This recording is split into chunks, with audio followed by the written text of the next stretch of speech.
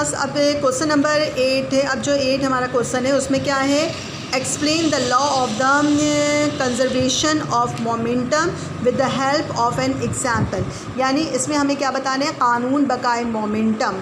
कानून बकाए मोमेंटम में जो है वो हमें इसकी वजाहत करनी है और मिसालों के ज़रिए जो है इसको हमें एक्सप्लेन करना है। ठीक है, मिसालों के ज़रिए भी हमें इसको की वजाहत करनी है। कानून बकाए मोमेंटम या कंजर्वेशन ऑफ मोमेंटम हमें बताना है, law of conservation of momentum. इसमें क्या है, we considered a system of two non rotating colliding balls A and B having masses m1 and m2 moving with velocity u1 and u2 respectively along a straight line in the same direction।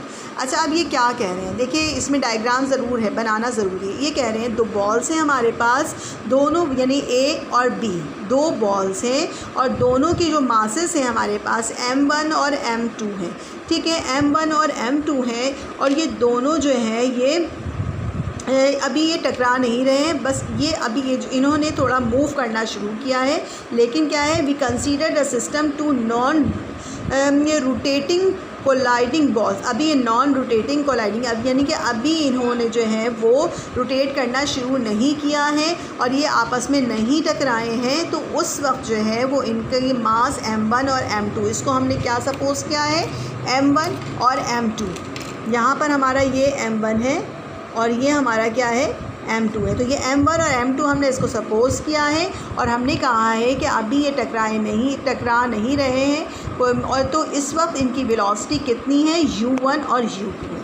इस वक्त इनकी velocity u1 और u2 है। दो ball A और B हैं और ये दोनों बॉल जो हैं इनके मास m1 और m2 हैं और अभी टकराने से पहले इनकी वेलोसिटी u1 और u2 हो गई। ठीक है, इतना हमारे पास हो गया। अब इसके बाद क्या है, according to the law of conservation of momentum. अब law of conservation of momentum के अकॉर्डिंग जो है वो क्या है, total momentum of the system before collision, टकराने से पहले इनका टोटल मोमेंटम कितना है, m1 u1 plus m2 u2। क्योंकि हमने ये कहा कि ये मास m1 है, ये मास m2 है और ये हमारे पास अभी इसकी वेलोसिटी u1 है और ये u2 है। ये टकराने से पहले की इक्वेशन हमारे पास बन गई, m1 u1 plus m2 u2। अब इन्होंने क्या कहा, इन्होंने कहा कि u1 की ये जो मास 1 जिसकी हमारी वेलोसिटी u1 है, इसकी हमने वेलोसिटी को बढ़ा दिया, इसकी हमने रफ़्तार बढ़ा दी। रफ़्तार बढ़ाने से क्या हुआ कि ये जो है ये u2 से जाकर टकरा गया। रफ़्तार बढ़ाने से ये हुआ कि ये u2 से जाकर टकरा गया। देखिए, the balls will collide with each other, एक दूसरे से क्या हुए, टकरा गए। Suppose their velocity become v1 and v2। टकराने के बाद इनकी वेलोसिटी हो जाती है v1 और v2 आफ्टर कोलिजन के बाद इनकी वेलोसिटी क्या हो जाती है, v1 और v2 हो जाती है।